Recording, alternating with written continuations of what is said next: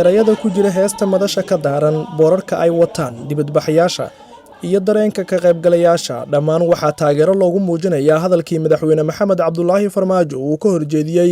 baarlamaanka federaalka oo la xiriiray in bulshada caasimadda ay helaan matalaad siyaasi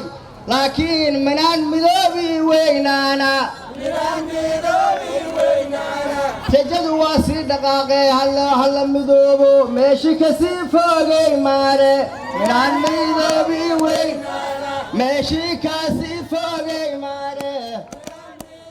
banaanbaxa oo ka dhacay taalada daljirka daahsoon waxaa soo qabanqaabiyey maamulka gobolka banaadir waxaana halkii banaanbaxa lagu qabtay yimid gudoomiyaha gobolka banaadir hanaduqa muqdisho iyo saraakiil ka tirsan gobolka banaadir.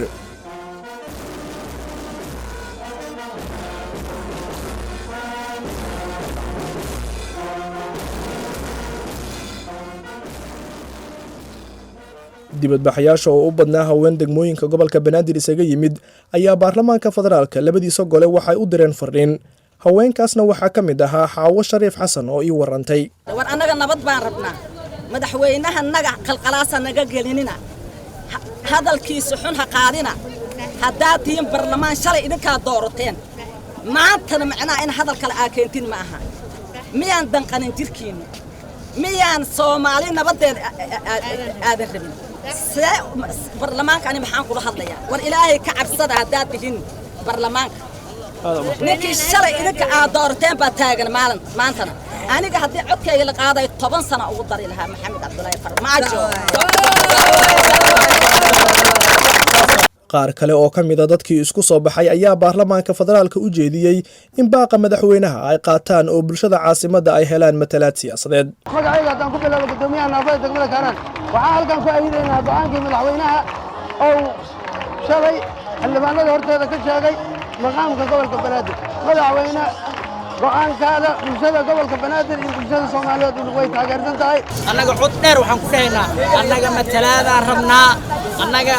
حقوقان لeenahay gobolada kale waa in aan la sinaana anaga waa in nala simaa gobolada kale aan helnaa xuquuqdeena hadaan nahay bulshada ku nool gobolka banaadir marnaba ma aqbalayno in gobolka banaadir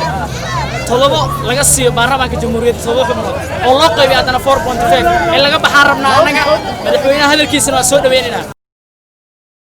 gudoomiyaha gobolka banaadir ahna duqa magaalada muqdisho Cumar Maxamuud Maxamed Cumar Filish oo madasha ka hadlay ayaa sheegay in bulshada caasimadda ay ka soo dahday xuquuqdii ay ku lahaayeen federaalka xilligaana la joogo waqtigii sugitaankaas la soo afjari lahaa. maqaamka caasimadda in la meeleeyo oo magaaladan caasimadda ay hesho maqaamka ay leeyihiin caasimadaha adduunka waa mid laga sugayay 20 sano dalka soo maray dawladihii jiray balse runtii ay si aad iyo aad u soo daacday waxaan aaminsanahay xilligaanu inay tahay xilligii ku habboonaa xilligii dawladda Soomaaliya ee hadda joogtaa ay ku magac yeelan lahayd inay meelayso salayso matalaadii gobolka banaadir iyo maqaamkii muqdisho. Abbas Hussein Muse, Home Cable TV, Muqdisho.